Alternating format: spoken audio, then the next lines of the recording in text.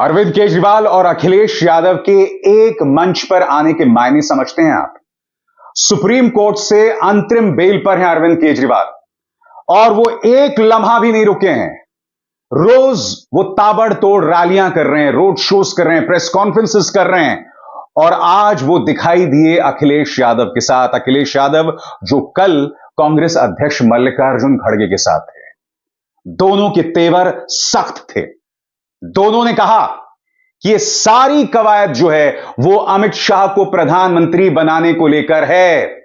वो वहां नहीं रुके, उन्होंने कहा कि बहुत जल्द मुख्यमंत्री आदित्यनाथ को भी हटाया जाएगा और ये जो चुनाव है वो संविधान को बचाने के लिए चुनाव है। ये जो कॉम्बिनेशन है ना, अरविंद केजरीवाल और अखिलेश यादव, ये कॉम्बिनेशन दिल्ली एनसीआर के इलाके में खास मायने रखता है। एक ऐसे दौर में जहां एक एक वोट के मायने हैं दोस्तों, और ऐसे में इन दोनों का मंच पर आना बहुत मायने रखता है। दोनों ने क्या क्या कहा, बस कुछ ही लम्हों में मैं वो प्रेस कॉन्फ्रेंस आपको दिखाने वाला हूं। आज लखनऊ में मैं उत्तर प्रदेश के सभी मतदाताओं से इंडिया गठबंधन को भारी भरकम वोट देने के लिए, भारी मात्रा में वोट देने के लिए अपील करने के लिए आया हूं। मैं 4 बातें रखना चाहता हूं। पहले चारों बिंदु बता देता हूं, फिर उसको डिटेल में एक्सप्लेन करूंगा। पहला ये कि ये चुनाव भारतीय जनता पार्टी, मोदी जी अपने लिए वोट नहीं, अमित शाह जी को प्रधानमंत्री बनाने के लिए वोट मांग रहे हैं। दूसरी बात, योगी आदित्यनाथ जी को अगर ये लोग जीत गए तो योगी आदित्यनाथ जी को 2 से 3 महीने के अंदर उत्तर प्रदेश के सीएम पद से हटा दिया जाएगा। नंबर 3, इन लोगों की पूरी तैयारी है, अगर ये लोग जीत गए तो संविधान को बदल के SC ST और OBC का रिजर्वेशन खत्म कर दिया जाएगा। और नंबर 4, जो आंकड़े अब देश भर से आ रहे हैं वो ये दिखा रहे हैं कि 4 जून को इंडिया गठबंधन की सरकार बनने जा रही है और NDA को और BJP को बहुत कम सीटें मिलने जा रही हैं। अब मैं अपने सबसे पहले पॉइंट पे आता हूं। जब 2014 में प्रधानमंत्री बने थे नरेंद्र मोदी जी, तो उन्होंने खुद एक रूल बनाया था कि भारतीय जनता पार्टी के अंदर और उनकी सरकारों में 75 वर्ष से ऊपर कोई भी व्यक्ति होगा तो उसको संगठन में और सरकार में किसी भी पद पे नहीं रखा जाएगा, उसको रिटायर कर दिया जाएगा। और उसका सबसे पहले उस रूल के तहत आडवाणी जी को और मुरली मनोहर जोशी जी को रिटायर किया गया था। और उसके बाद तमाम यशवंत सिन्हा जी, सुमित्रा महाजन जी, कई लोगों को यहाँ टिकट नहीं मिली। कई लोग जो पद पे बैठे हुए थे उनको पद से इस्तीफा दिलवा के उनको हटाया गया। ऐसे कई सारे लोग हैं। तो अब अगले साल 17 सितंबर को प्रधानमंत्री मोदी जी 75 साल के होंगे और मोदी जी ने तय कर लिया है कि अमित शाह जी को वो अपना वारिस बनाएंगे और अमित शाह जी अगले साल 17 सितंबर को देश के प्रधानमंत्री बनाने का उन्होंने तय किया है मोदी जी ने। इसके ऊपर मोदी जी पिछले 1-2 साल से लगे भी हुए हैं, क्योंकि भारतीय जनता पार्टी के अंदर अमित शाह जी के सामने जो जो बाधाएं पैदा कर सकता था नेता, एक एक करके उन सब नेताओं को साइड कर दिया गया, उनका पत्ता साफ कर दिया गया। शिवराज सिंह चौहान को हटा दिया गया, वसुंधरा राजे को हटा दिया गया, डॉक्टर रमन सिंह को हटा दिया गया, देवेंद्र फडणवीस को खत्म कर दिया गया, खट्टर साहब को खत्म कर दिया गया, एक एक करके सबको खत्म कर दिया गया। एक ही शख्स बचे हैं जो अमित शाह जी के रास्ते का कांटा बन सकते हैं। हेलो, आवाज आ रही है? आ रही है। एक ही ठीक है, आ रही है। एक ही शख्स हैं जो कि उनके रास्ते का कांटा बन सकते हैं, वो हैं योगी आदित्यनाथ जी। अब योगी आदित्यनाथ जी को इन्होंने हटाने का पूरा मन बना लिया है और अगर इनकी सरकार बनी तो 2 महीने के अंदर योगी जी को भी उत्तर प्रदेश के सीएम से हटा दिया जाएगा। मैंने दिल्ली में 3-4 दिन पहले ये प्रेस कॉन्फ्रेंस की थी और ये दोनों मुद्दे उठाए थे। जैसे मैंने मुद्दे उठाए थे तो अमित शाह जी ने और उनके कई नेताओं ने अपनी भावना प्रकट की कि नहीं मोदी जी को 75 साल में इस्तीफा नहीं देना चाहिए, मोदी जी को 75 साल पूरा कार्यकाल पूरा करेंगे।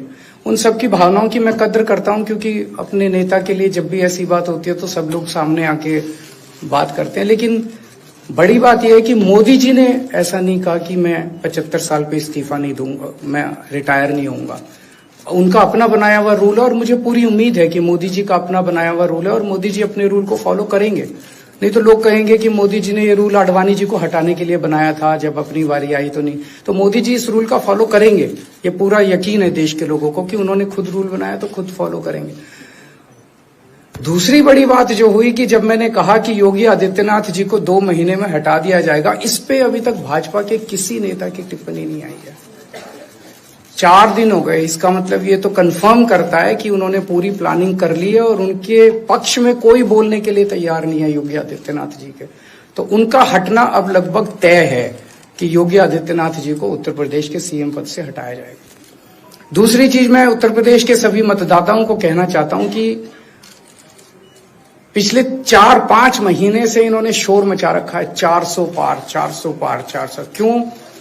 कहते हैं नहीं मोदी जी कुछ बड़ा काम करना चाहते हैं। तो लोगों ने खोद के पूछा, भाई क्या बड़ा काम करना चाहते हैं, कुछ बताओ तो सही। तो उन्होंने नहीं बताया। लोगों ने फिर अंदर से पता किया कि बड़ा काम ये करना चाहते हैं कि देश से रिजर्वेशन खत्म करना चाहते हैं। हम जानते हैं कि इनका जो पूरा इकोसिस्टम है, आरएसएस, बीजेपी, शुरू से ये लोग रिजर्वेशन के खिलाफ रहे हैं। इनकी पूरी की पूरी मानसिकता रिजर्वेशन के खिलाफ रही है। तो मैं सभी लोगों को ये आगाह करना चाहता हूं कि ये बड़ा काम इनको 400 पार इसीलिए चाहिए क्योंकि ये रिजर्वेशन खत्म करना चाहते हैं। संविधान को, बाबा साहब अम्बेडकर ने जो संविधान बनाया था, उस संविधान को ये तार करना चाहते हैं। पूरे देश भर से अब जो ट्रेंड आ रहे हैं, वो ट्रेंड ये दिखाते हैं कि भारतीय जनता पार्टी को 250 से भी नीचे, मेरे हिसाब से 220 के आसपास, 3-4 दिन पहले भी मैंने कहा था, 220 से कम सीटें इनकी आती हुई नजर आ रही हैं। आप हिसाब लगा लीजिए। मैं हरियाणा होके आ रहा हूं कल परसों, हरियाणा में इनकी बहुत कम हो रही हैं, दिल्ली में इनकी बहुत कम हो रही हैं, पंजाब में मुझे नहीं लगता इनकी कोई सीट आ रही है, कर्नाटक में इनकी काफी कम हो रही है, महाराष्ट्र में इनकी बहुत कम हो रही है, बंगाल में इनकी कम हो रही है, यूपी में इनकी कम हो रही है, बिहार में इनकी कम हो रही है, झारखंड में इनकी कम हो रही है, राजस्थान में इनकी कम हो रही है। तो इनकी सीटें आ कहां रही हैं? तो इनकी 220 के नीचे सीट आ रही हैं। इनकी सरकार बीजेपी की सरकार नहीं बन रही है, इंडिया गठबंधन की सरकार बनेगी और इंडिया गठबंधन की सरकार जो है वो देश को एक प्रगति के रास्ते के ऊपर लेके जाएगी। इस तरह से जो पूरे देश के अंदर एक नेगेटिविटी इन लोगों ने फैलाई है, उसको हम लोग ठीक करेंगे। मैं अंत में उत्तर प्रदेश के सभी लोगों को अपील करना चाहता हूं कि इंडिया गठबंधन के, यहाँ पे सपा और कांग्रेस का गठबंधन है, इंडिया गठबंधन का जो जहां से कैंडिडेट है उसको भारी मात्रा में वोट देकर आप सब लोग जिताइए।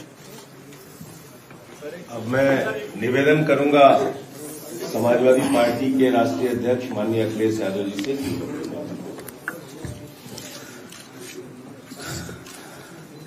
आदरणीय अरविंद केजरीवाल जी का मैं धन्यवाद देता हूं। उन्होंने बहुत महत्वपूर्ण बातें आपके सामने रखी हैं। जो देश का माहौल है और 4 चरणों में भारतीय जनता पार्टी चारों खाने चित्त हो चुकी है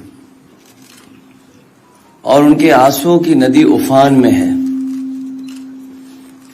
भारतीय जनता पार्टी जो 400 पार का नारा दे रहे थे, अब समझ में आया है 4 चरणों के बाद, वो बात तो ठीक है कि आरक्षण पे सबसे पहले हमला करेंगे, लेकिन 400 पार नारा इसीलिए दे रहे हैं कि 543 में 400 के बाद वो सीटें देख रहे हैं, तो वो केवल 143 बन रही हैं। तो वो स्वयं स्वीकार कर रहे हैं कि 143 से ज्यादा वो सीटें जीतने वाले नहीं हैं, क्योंकि 400 पार सीटें 143 ही बनती हैं और 140 करोड़ की जनता इस बार इन्हें 140 सीटों के लिए भी तरसा देगी। ये यूपी, दिल्ली और पंजाब, ये 99 सीट के खेल में ही उलझ जाएंगे। यहां कुछ इन्हें हासिल होने वाला नहीं है। रोटी कपड़ा और मकान की तो लड़ाई हम लोग लड़ेंगे, लेकिन रोटी कपड़ा और मकान से पहले हमें संविधान बचाना है। संविधान बचेगा तो लोकतंत्र बचेगा, और बाबा साहब भीमराव अम्बेडकर जी का दिया हुआ संविधान ये हमें अधिकार, हमें न्याय दिलाता है। भारतीय जनता पार्टी की इस साजिश को आम लोग समझ गए हैं, और इस बार सबसे बड़ी हार भारतीय जनता पार्टी की होने वाली है। अभी तक तो हम ये कहते थे कि ब्रह्मांड का सबसे बड़ा झूठ बोल रही है। अब लग ये रहा है हारने के बाद ये ब्रह्मांड का झूठ का विद्यालय खोलेंगे, यूनिवर्सिटी खोलेंगे, और वाइस चांसलर और डीन पहले से ही रिटायर होकर के वहां अपने आप नियुक्त हो जाएंगे। इसलिए देश को बचाने के लिए आदरणीय अरविंद केजरीवाल जी आए हैं, हम लोगों का सहयोग और मदद करने के लिए आए हैं। मैं इनका धन्यवाद देता हूं। और आप पार्टी, इंडिया गठबंधन, समाजवादी पार्टी, हम सब मिलकर के भारतीय जनता पार्टी को हटाने जा रहे हैं। बीजेपी तो कह रहे हैं कि जो संविधान की बात है, संविधान खत्म करने की बात है, वो सब झूठ फैला रहा है। आप लोगों को कहा जा रहा है कि आप लोग झूठ फैला रहे हैं, संविधान नहीं बदलेगा। प्रधानमंत्री खुद ऐसा कह रहे हैं, इसको आप कैसे देखते हैं? उनकी कौन सी बात सच निकलेगी? अभी आपसे कहा कि 75 साल वाला जो वो है रूल नियम, उसको तो फॉलो किया जाएगा ना, इसी से पता लग जाएगा। और एक मिनट, अगर आप इनका इतिहास उठा के देखें पिछले 75 साल का, जनसंघ का, आरएसएस का, थ्रू आउट ये लोग रिजर्वेशन के खिलाफ रहे हैं। तो अब 400 सीटें लाके ये संविधान बदल के उस रिजर्वेशन को खत्म करना चाहते हैं।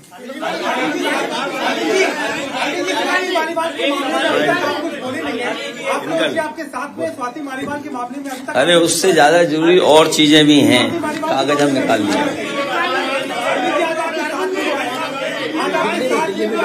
भाजपाई किसी के सगे नहीं है, ये है कि भाजपाई किसी के सगे नहीं है।